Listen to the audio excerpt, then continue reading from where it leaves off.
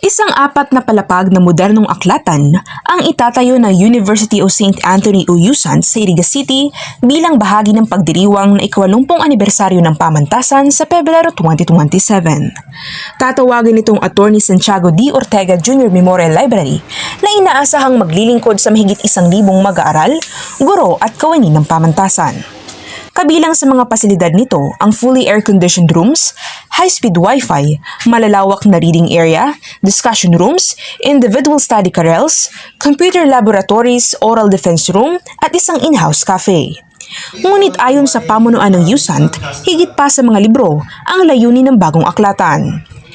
The importance of a library is no longer in the books, but really in a place, a space, where you can really focus.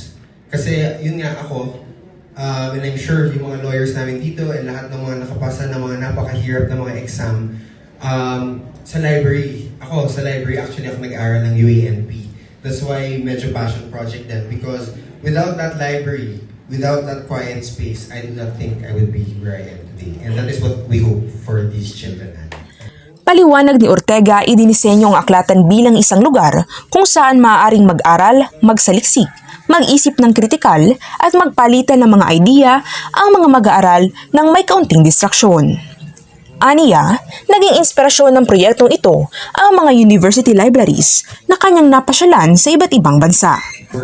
We have been so blessed to be able to see the world. No? At a very young age, dinala na ako ng tatay ko sa napakadaming lugar. And that is what we want to bring here. We know that not many students will have that opportunity yet, not yet. But we want them to have that. So yung infrastructure itself, we want it to be like a portal, no? A portal to what is possible. So yun yung tatak namin. Because if you can see yung infrastructure niya, does not look at all like a building from here, no? So yun yung talagang tatak namin, is for them to know na they too can deserve the best life.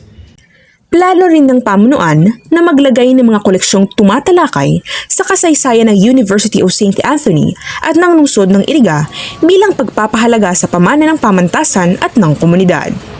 Inaasahan din na magbibigay ng bagong trabaho sa pamamagitan ng pagkuha ng mga librarian at iba pang kawani sa oras na maging operational ang mga pasilidad. Hana Buragay, Bicol.ph